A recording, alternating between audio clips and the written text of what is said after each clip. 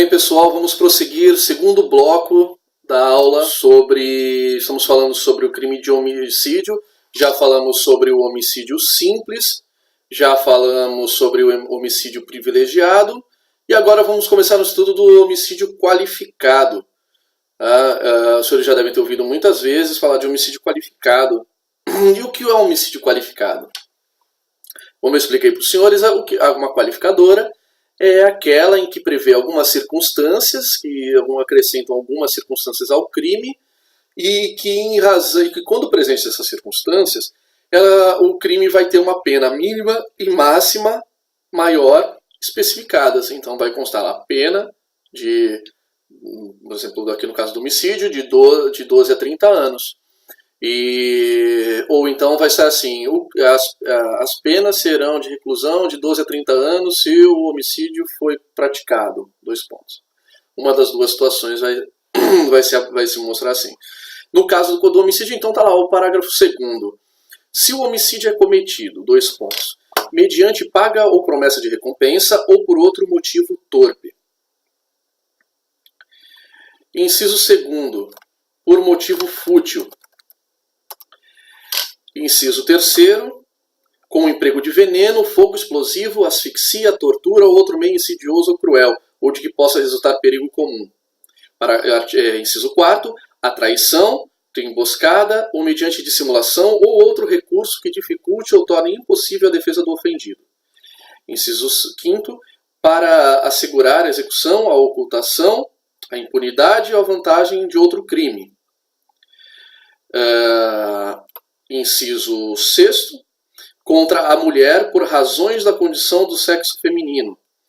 Inciso 7º, contra a autoridade ou agente descrito nos artigos 142 e 144 da Constituição Federal, integrantes do sistema prisional e da Força Nacional de Segurança Pública, no exercício da função ou em decorrência dela, ou contra seu cônjuge, companheiro ou parente consanguíneo até 3º grau, em razão dessa condição.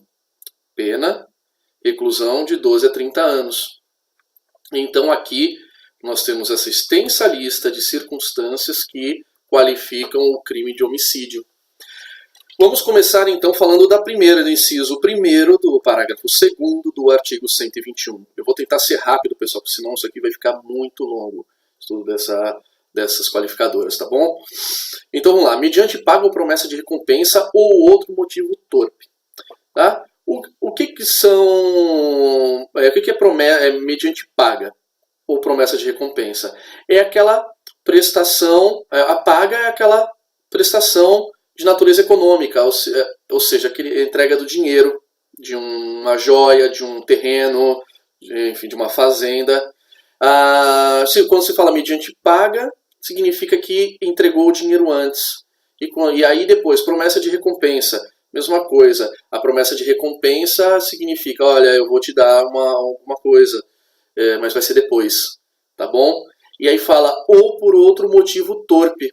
Então, assim, vê que ele fala assim, outro motivo torpe. Quando ele fala outro motivo torpe é porque a lei considera que são torpes a paga e a promessa de recompensa. São 2 motivos torpes, tá bom? Então, quando se fala assim, ele cometeu o crime por motivo torpe, ou ele cometeu por paga ou promessa de recompensa, ou ele cometeu esse crime motivado por uma circunstância muito parecida com essa, uma circunstância semelhante a ela. E o que significa torpe? Torpe quer dizer repugnante. Aquela situação que você não acredita que o sujeito foi capaz de tirar a vida de uma pessoa motivado por esse tipo por essa razão. Então, por exemplo, o filho que mata o pai para receber herança antes, ele comete um homicídio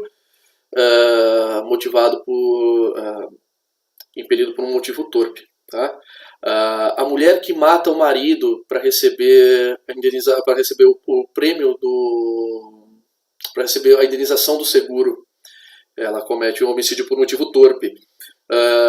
O traficante que mata o traficante rival para dominar a região no tráfico, motivo torpe. Matar alguém no ritual satânico, sacrificar uma pessoa no ritual satânico, matar por motivo de preconceito. Então, todos esses motivos são considerados motivos torpes. Por exemplo, como se fala em criminalizar a homofobia, então colocar uma pena mais grave para quem matar um homossexual em razão, ou alguém da comunidade LGBT em razão da opção sexual, da orientação sexual, data vênia, perdão de entendimentos contrários, eu entendo que este crime já está suficientemente apenado aqui dentro do motivo torpe, até porque a pena é de 12 a 30 anos. E como nós podemos ver se nós lermos o artigo 75 do Código Penal, o maior tempo que uma pessoa pode ficar presa é 30 anos. E alguém que fica preso, e aí todos os outros crimes do Código Penal, vocês não vão encontrar nenhum outro crime cuja pena máxima seja maior que 30 anos. Então, a impressão que já está suficientemente punido. Vai se enquadrar aqui no motivo torpe. Então, matou o sujeito porque ele era homossexual. Por essa razão, se matou por este motivo, vai responder por homicídio qualificado com motivo torpe. Tá, ok? Vamos lá. Motivo fútil. Motivo fútil é aquele motivo pequeno, desproporcional ao homicídio. Então, ele imagina o seguinte: eu mato um torcedor do time adversário. Né? Aquelas situações que nós vemos aqui no estado de São Paulo, Corinthians e Palmeiras. Um grupo de corintianos surpreende um torcedor do Palmeiras com a camisa do Palmeiras lá no metrô. Acontece muito, e aí espancam o sujeito, causam a morte dele. Nesse caso, mataram por motivo fútil, responderão por homicídio qualificado. Tá, ok? Com fundamento no parágrafo 2º, inciso 2º do artigo 121 do Código Penal. Tá bom? E aí muito se discute se a ausência de motivo é um motivo, se equivale a um motivo fútil. Tá? Eu entendo que se realmente o sujeito matou sem motivo, foi por motivo fútil. Mas esse motivo às vezes pode estar escondendo um outro motivo. Pode estar ocultando outras pessoas, pode estar protegendo outras pessoas. Então, no caso concreto, é preciso se investigar, tá bom? Então, se alguém na delegacia foi preso por homicídio, e aí os senhores estão lá, os seus investigadores, escrivão, estão fazendo perguntas para ele, tentando tirar dele mais informações para prosseguir logo na investigação, para encontrar provas, ele disser, não, eu matei por motivo nenhum, desconfiem, ninguém mata por nenhum motivo. A pessoa sempre tem um motivo por trás. Todo comportamento tem um motivo. Todo comportamento busca um resultado. Entendeu? Mesmo que esse resultado não seja criminoso, ele busca um resultado. Certo, pessoal? E aí, bom, aqui falamos o suficiente sobre o motivo fútil. Vamos prosseguir. Inciso 3º. O crime é cometido com emprego de veneno, fogo, explosivo, asfixia, tortura ou outro meio insidioso ou cruel ou de que possa resultar perigo comum. Então nós temos aqui vários exemplos de várias condutas descritas, e aí depois temos ali uma fórmula genérica que permite que a gente aplique isso aqui a outras situações, como no outro motivo torpe, aqui também outro meio insidioso ou cruel. E o que é o meio insidioso? É aquele meio traiçoeiro, tá certo? É aquele meio que visa reduzir as possibilidades da vítima se defender, que visa praticar o crime sem que a vítima perceba o que está acontecendo. Tá bom? E aí diz outro meio insidioso ou cruel, ou de que possa resultar perigo comum. Então vamos à primeira parte. E ele fala insidioso ou cruel. Então temos, por exemplo, o emprego de veneno. O que é um veneno? O veneno é uma substância tóxica que é apta a causar a morte. Se ela for inapta a causar a morte, mas ela for capaz de causar lesão corporal, o sujeito vai responder por lesão corporal, mas não vai responder aqui, tá? Por tentativa de homicídio, porque aí o meio era ineficaz. Aí nós temos uma situação, uma figura chamada crime impossível, tá bom? Ele tentou matar, não conseguiu porque aquele meio era ineficaz. Absolutamente ineficaz, tá? E aí, por exemplo, o veneno ele presume que ele é classificado entre os meios insidiosos, ou seja, os meios traiçoeiros. Então, para que seja realmente um veneno, para que o veneno seja um meio insidioso aqui, é preciso que ele seja aplicado dissimuladamente, sem a pessoa saber, por exemplo, colocando na comida. Se for, mas isso não afasta a qualificadora. Se ele amarrar a pessoa e dizer, olha, eu vou injetar o veneno, injetar esse veneno, o meio é cruel, dá na mesma, tá ok?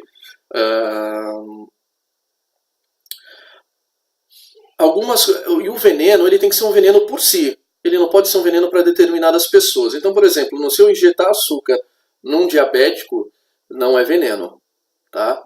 Não é veneno. Porque ele por si só não é veneno. Por mais que eu saiba que vai causar a morte do diabético, e isso torna o homicídio doloso, tá certo? Mas não pode ser considerado veneno. E fogo, explosivo, asfixia. Asfixia, sabe o que é? Pode ser praticada de várias formas. Ela pode ser uma asfixia provocada por pela constrição das vias aéreas, então apertar o pescoço. Ela pode ser por exercer um grande peso sobre o tórax e aí não permitir a expansão da caixa torácica e a pessoa não consegue respirar e acaba morrendo. Ela pode ser também causada por esgotamento do oxigênio num determinado ambiente, trancar a pessoa numa sala fechada, num ambiente que não tem circulação de ar, não tem renovação de ar. Então ela pode acontecer de várias formas. Pode ser afogada, o afogamento é uma forma de asfixia, tá certo? E aí, por fim, pode ser outras condutas que sejam parecidas, tá certo? Pode ser, por exemplo, diz assim, outro meio insidioso ou cruel. O que seria, assim, outro meio... faltou falar, desculpa, da tortura. Mas eu vou deixar por último, tá? Vou deixar por último porque tem uma coisa importante aqui. Outro meio cruel. Então, o que seria um meio cruel? É aquele meio utilizado para causar a morte da vítima, mas que tem como objetivo causar um sofrimento antes. Um sofrimento gratuito, que não seria necessário para alcançar a morte. Então, por exemplo, o sujeito vai cortando as partes da pessoa aos poucos e aí coloca um torniquete para a pessoa não morrer pelo sangramento, vai mutilando o sujeito. Para quem assistiu a série Dexter, havia um criminoso, o Eye Struck Killer, que usava esse método. Então o Eye Struck Killer, sem dúvida, ele responderia por homicídio qualificado por outro meio cruel, que não está descrito aqui, mas que se extrai da crueldade da conduta, tá bom? Que mais? Aí ele fala também aqui de perigo que possa de outro meio que possa resultar perigo comum. O que é um meio que pode resultar perigo comum? Por exemplo, uma explosão. Eu quero matar umas pessoas, eu coloco uma grande quantidade de explosivo no automóvel dela, conectado com o detonador conectado à ignição do automóvel. E aí, a hora que a pessoa liga o carro explode. E aí causa uma grande explosão que pode perfeitamente matar as pessoas que estão à volta. Então aqui a preocupação não é com o que se faz com a vítima, mas com as proporções que o ato do homicida pode causar. Então aqui ele não responde por 2 crimes, pelo crime aqueles crimes lá, se salvo engano, do artigo 250 do Código, ele responde aqui, tá bom? E aí, por fim, a tortura. Então, assim, o homicídio é qualificado quando cometido com o emprego de tortura. Aí os senhores devem estar se perguntando, mas, Caio, não existe a lei de tortura? Como é que a gente concilia isso aqui? Como é que as duas esse dispositivo pode conviver com o outro? E foi revogado? Não foi revogado, pessoal. O que acontece? A tortura, o homicídio qualificado pela tortura, ou melhor, o crime de tortura, todas as condutas, nós vamos ver quando nós estudarmos a lei 9455 de 97, que todo ato de tortura lá previsto, no artigo 1º e seus incisos, tem alguma finalidade específica, tá? Que pode ser de obter informação, confissão, que pode ser de aplicar um corretivo, um castigo, tá ok? Então, nesses casos, aí é que nós vamos distinguir do homicídio qualificado pela tortura. Quando a tortura tiver uma finalidade específica, então de obter informação, se você investigar, por que o sujeito foi torturado? Porque ele queria obter uma informação, queria impingir um castigo, e aí no final acabou morrendo. Nesse caso nós temos nós vamos ter um crime de tortura lá da lei especial, tá? Que nós vamos estudar posteriormente. Mas se o sujeito quis, como eu disse, prolongar o sofrimento, causar um sofrimento desnecessário, e aí foi matando, torturando, mas torturou tanto e tanto, que sabia, deu tanto choque que sabia que uma hora o coração pararia, e aí o coração parou, e aí o agente ele queria realmente torturar até que a pessoa morresse, ou então assumiu o risco da pessoa morrer, ele vai responder por homicídio qualificado pela tortura, tá ok? Encerramos o inciso 3º, falamos agora do inciso 4º. Então o homicídio é qualificado quando cometido a traição, da emboscada, mediante dissimulação, ou de outro recurso que dificulte ou torne impossível a defesa do ofendido. Então, a mesma fórmula utilizada nos outros incisos nós temos aqui.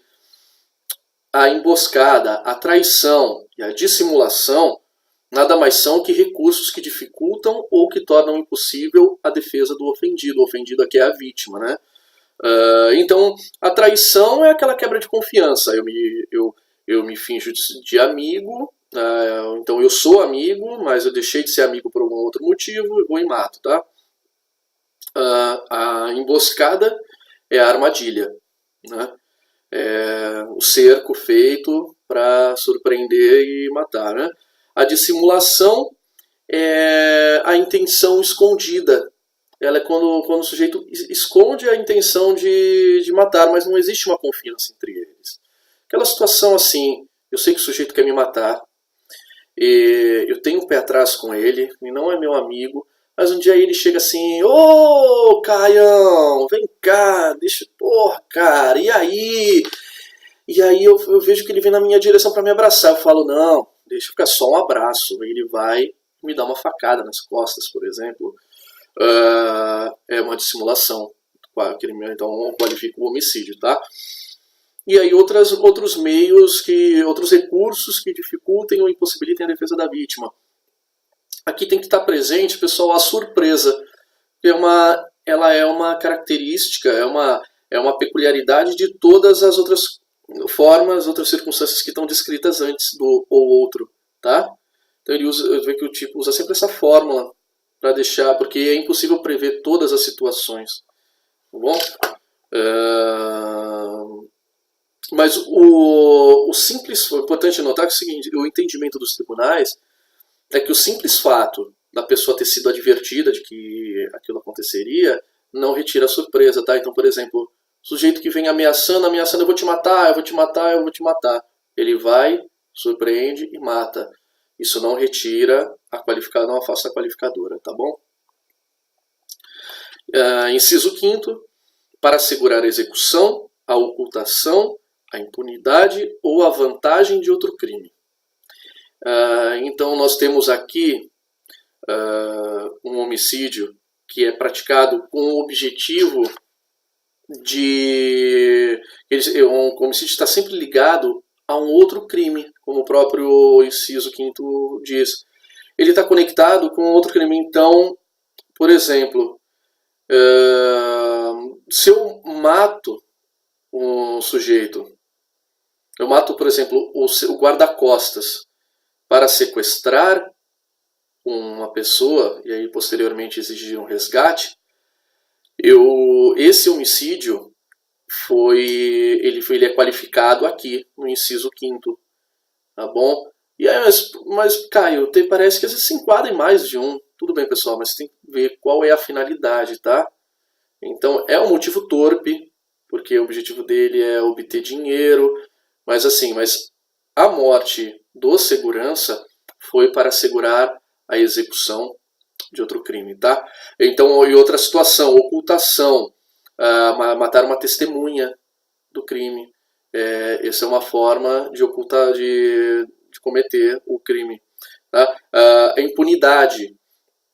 Então, por exemplo, matar uma testemunha também de quem para apagar todos os vestígios, tá certo? E aí qual a diferença entre ocultação e impunidade? Na ocultação, eu mato a testemunha e aquele fato não chega ao conhecimento das autoridades. Na impunidade, eu mato a pessoa, eu mato, por exemplo, a única testemunha do crime. E aí eu mato antes dela depor. E aí eu garanto que eu vou ficar impune porque não não vão existir elementos para me condenar, tá certo? E aí diz, ou outra vantagem do crime. O que é outra vantagem do crime? Pode ser o produto do crime, então, por exemplo, aquele ganho imediato. Então, o produto de um crime de roubo é o bem que foi roubado da vítima. O provento, que é o lucro, então eu posso matar a pessoa não para não perder os objetos, mas para não perder o dinheiro que eu consegui com a venda daqueles produtos. Ou então o preço, que é, por exemplo, a remuneração por aquele serviço prestado. Então, aquele sujeito mata mediante recompensa e aí alguém vem para roubar o dinheiro que ele recebeu, recompensa por ter cometido o crime, ele vai matar essa pessoa. Tá? Então ele foi assegurar a vantagem de outro crime. Também responde. Tá certo? E aí nós temos mais recentes, é muito provável que esses dois sejam cobrados na sua próxima prova. Então, leiam, debrucem-se sobre essas duas qualificadoras que nós vamos falar aqui. Elas são mais complicadas, tá bom? Deixa eu ver aqui o nosso tempo, 22 minutos. Eu vou prosseguir então. Talvez eu passe um pouquinho dos 30 minutos, tá ok? Mas aí eu vou até terminar aqui as qualificadoras. Então vamos lá, para passar rápido. Inciso 6º, tá, com o crime cometido. Então, inciso 6º, contra a mulher por razões da condição de sexo feminino. É o que é chamado de feminicídio. E aí, quando é considerado feminicídio? Quando é por condições do sexo feminino. E aí, a própria lei se preocupou em dizer o que são atos por condição de sexo feminino. Quando há razões. Então ele diz aqui, parágrafo 2º-A. Considera-se que há razões de condição de sexo feminino quando o crime envolve violência doméstica e familiar. Ou 2, menosprezo ou discriminação à condição de mulher. Então, aí nós precisamos investigar. Primeiro, o inciso 1. Então, o crime envolve violência doméstica e familiar. Então, por exemplo, o agente mata a filha porque ela tinha um comportamento muito vulgar. Mata a filha porque ela era prostituta. Tá certo? Então, matou por causa da condição, motivado pela condição do sexo feminino. Matou a esposa porque ela não quis manter relação sexual com o agente. Então, o agente vai e mata a mulher, a esposa. Mas não pode. É óbvio que não pode. Né? Aí o inciso 2, menosprezo ou discriminação à condição de mulher. E aí como é que esse menosprezo, essa discriminação também está relacionado com a motivação do agente. Por exemplo, a mulher insiste que quer trabalhar. Não, eu vou trabalhar. O marido diz, não, mulher minha não trabalha. A mulher vai, arruma um emprego escondido, começa a fazer uns bicos de babá ali na vizinhança e aí o marido descobre, mata a mulher porque ela não deveria trabalhar. Isso é um menosprezo Isso é uma discriminação à condição de mulher. Portanto, homicídio qualificado, feminicídio, tá ok, pessoal? Essas são as duas situações. E aí o feminicídio prevê umas causas de aumento, lembra que eu disse, não são qualificadoras. São causas de aumento, mas são umas causas de aumento que incidem sobre a qualificadora, tá certo? E aí podendo fazer a pena passar dos 30 anos, porque a pena já é de 12 a 30. E aí o parágrafo 7º. A pena de feminicídio é aumentada de 1/3 até a metade se o crime for praticado, inciso 1º, durante a gestação ou nos 3 primeiros meses posteriores ao parto. Inciso 2º, contra a pessoa menor de 14 anos, ou seja, até 13 anos, 11 meses e 29 dias, e 30 dias, na verdade, ou maior de 60 anos ou com deficiência. Maior de 60 anos, pessoal, não significa 61 anos, tá? Significa 60 anos e 1 dia. Então, no dia do aniversário de 60 anos, a vítima ainda não pode ser uma mulher vítima de feminicídio, tá ok? Ela só pode, só no dia seguinte, ao aniversário. Essa bobagem, né? Mas é importante. Então, se disser assim, ou com 60 anos, o senhor Smart está errado, tá?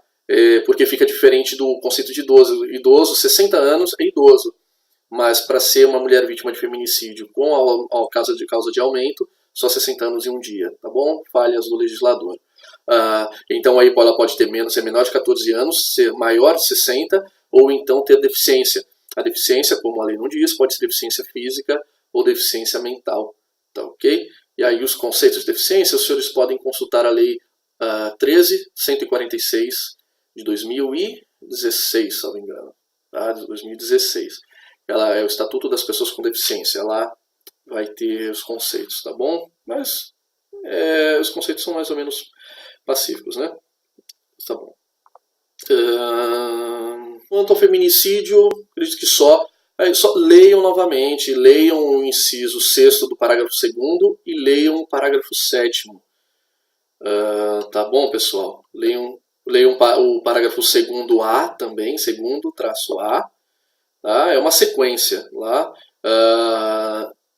Leiam, decorem. Decorem o aumento, vocês vão ver que não é de 1 a 2/3. É de 1/3 até a metade, tá bom? Então memorizem isso, 1/3 até 1/2, ok? Nós vamos partir agora, então, para a última qualificadora, essa aqui sem dúvida a mais importante, porque ela diz respeito aos senhores assim que tomarem posse, tá bom?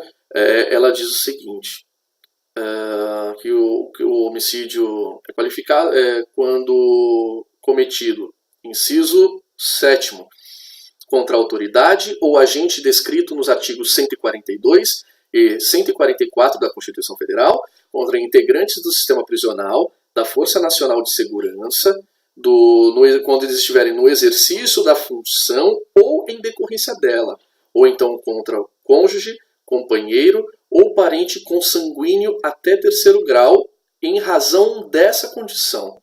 Ok? Então vamos lá, vamos por partes. Quem são as autoridades ou agentes descritos nos artigos 142 e 144 da Constituição Federal? O artigo 142 ele trata das Forças Armadas. Então são os integrantes do Exército, da Marinha e da Aeronáutica. Tá certo? Exatamente na ordem que prevê a Constituição. Então, né, e o artigo 144, ele trata, então, das polícias, polícia civil, polícia militar, polícia federal, da guarda municipal, também está lá no artigo 144, e atualmente também está no artigo 144 da Constituição, por uma alteração recente, os agentes de trânsito. Os agentes de trânsito também foram incluídos, tá certo? Eles são chamados, eles integram a segurança viária, tá ok? Então eles também estão no rol do artigo 144 da Constituição. Eles estão lá no último, parágrafo 10 do artigo 144 da Constituição, portanto também entram nesse rol. E aí, além deles, os integrantes do sistema prisional, o que é isso? São aqueles que atuam no sistema prisional, mas que não são policiais. São aqueles da chamada SAP, da Secretaria de Administração Penitenciária do Governo do Estado. Tá bom, pessoal? E aí, quem não abrange nesse rol? Os funcionários da Fundação Casa. Os funcionários da Fundação Casa não integram o sistema prisional, porque a Fundação Casa ela é uma fundação, ou seja, ela é uma pessoa jurídica de direito público, porém pertence à administração indireta. Então ela não é... Os agentes da Fundação Casa, eles são particulares. Eles não se enquadram, porque a Fundação Casa não é uma prisão. Tá bom? Prisão só de maiores de idade, porque porque menor não é preso. O menor é apreendido. Tá bom, pessoal? Os integrantes da Força Nacional de Segurança, o que é a Força Nacional de Segurança?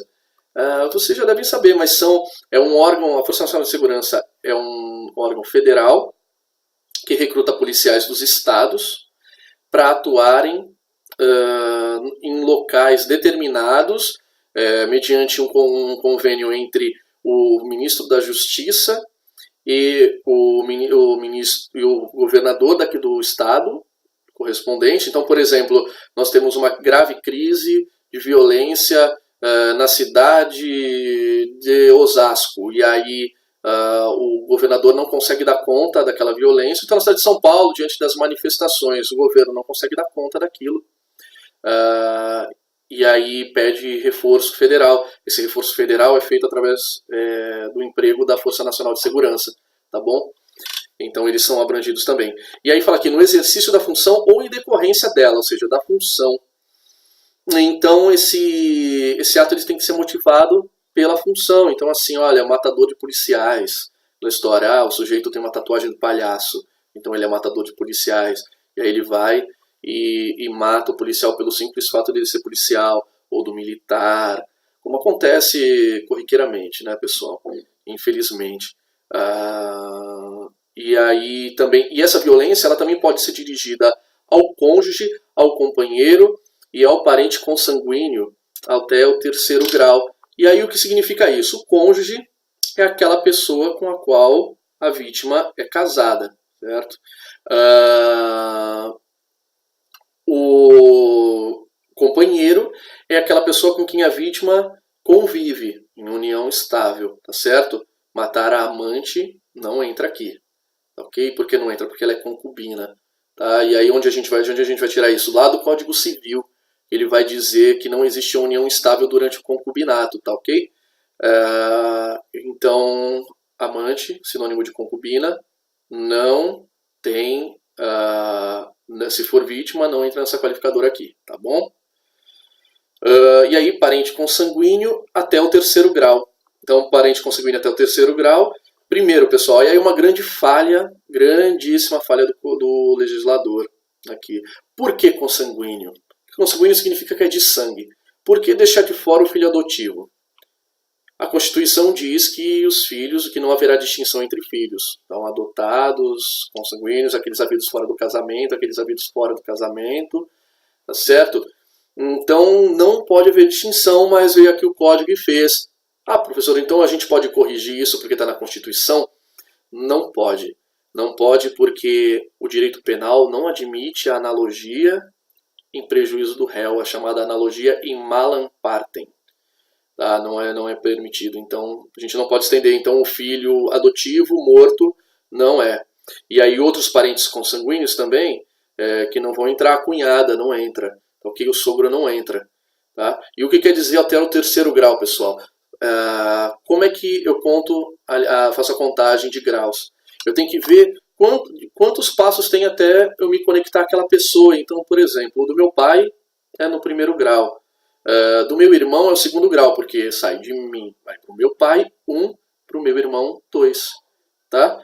E agora, se for o meu tio, eu tenho que conectar ao meu pai, que vai se conectar com o meu tio através do meu avô. Então, meu pai, 1, meu avô, 2, meu tio, 3. Esse é o limite. Vocês entenderam? Esse é o limite, 3º grau. E o primo de 3º grau, Caio? Não entra. vamos conectar o primo de terceiro grau?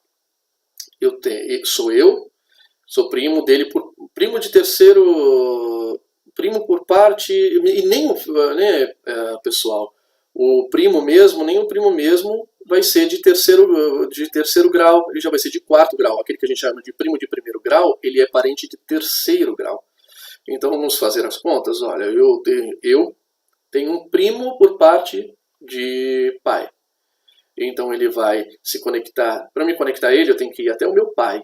Aí o meu pai é irmão dele, do pai dele. Aí eu vou até o meu avô para conectar o meu pai e o meu tio. Aí eu já estou no segundo grau. Eu venho até o meu tio, eu estou no terceiro grau. Quando eu desço até o meu primo, eu estou no quarto. Portanto, quem mata o primo de primeiro grau do policial, do militar, do agente da Força Nacional, do integrante do sistema prisional, do agente penitenciário, não responde pelo homicídio qualificado aqui pelo inciso 7º, tá certo? Então para no tio, para vocês terem ideia. E aí, pessoal, a gente conclui aqui as qualificadoras, a gente conclui aqui esta aula, tá bom? Na próxima aula, então, eu vou prosseguir no estudo do homicídio. Eu vou falar sobre as causas de aumento do homicídio. Vou falar também sobre o homicídio cometido por milícia privada e por grupos de extermínio. E também sobre o homicídio culposo, tá? E com uma causa de aumento. E as outras causas de aumento também do homicídio culposo. E por fim sobre o perdão judicial que pode ser concedido a quem comete um homicídio culposo, tá bom? Então eu encerro aqui esta aula. Espero que os senhores tenham compreendido. Estudem, leiam, releiam, releiam o artigo 121 e seus parágrafos. Pode inclusive ler adiante, pessoal. Lê até o final. Já se antecipem antecipe a leitura antes da aula. Porque conforme eu for falando, vocês já vão relacionando o que eu estou falando com o que os senhores leram, e aí fica até mais fácil de entender, tá bom? Então, assim, obrigado mais uma vez, curtam esta aula, cliquem lá, curtir, inscrevam-se no canal, tá bom? E aguardo vocês até a próxima aula.